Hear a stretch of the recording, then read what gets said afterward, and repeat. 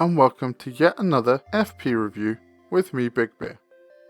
On this week's episode, I'm going to be talking about a little known indie title called 1980X, which was developed by the highly talented team at Hybit Studios.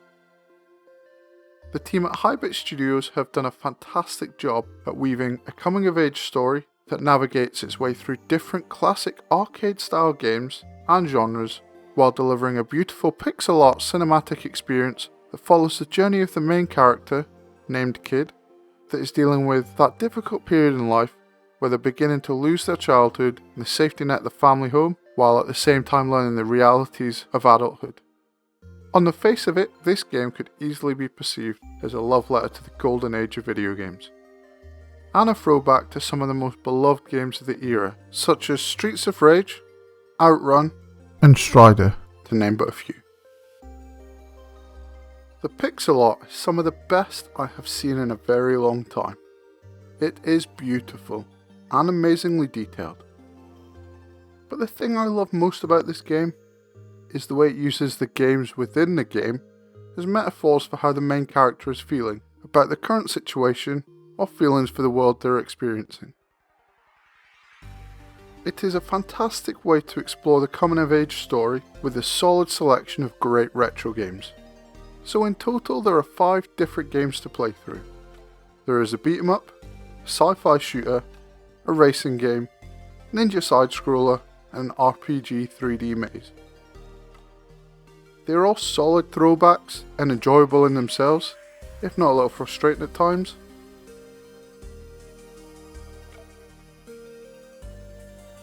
Yeah, let's not discuss how many times I failed at Shadow Play. 2 hours later. But the 2 games that really struck home to me the point about the games being used as a storytelling element was the racing game, which ends with a long drive into the city, wistfully thinking about a potential flame, and then the RPG game, where the game gets you to slay 3 dragons, but on your journey, you must overcome challenges while hearing voices that are judging your decisions and your direction. These could easily be confused as the main character's parents or boss telling them to grow up and get their head screwed on. It is a really clever mechanic and really helps strengthen the narrative throughout the game. The soundtrack used for 1980X is also amazing, with the bulk of the tracks created by Daniel Rosenqvist and Anton Drumberg, with additional tracks by UFL and Yuzo Koshiro. It all marries so well with the narrative of the story that's being told, and has a strong dose of 80s thrown in for good measure. I particularly loved the tracks used for the Runaway game. I have a soft spot for synthwave, but I think it just adds to the cinematic experience of the game and is for sure one of my favourite parts of the whole experience. Although I have a true fondness of this game, there's definitely things that I cannot overlook when reviewing it. First of all is the game length. To say it is short is an understatement. If it hadn't been for my own personal lack of ability at Shadow Play, I'll probably have completed the game in under 90 minutes. The second one is that the arcade games themselves don't really have a lot to them.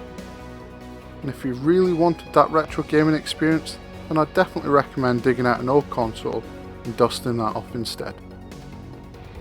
That all being said, I would give this game a very respectable 7 out of 10.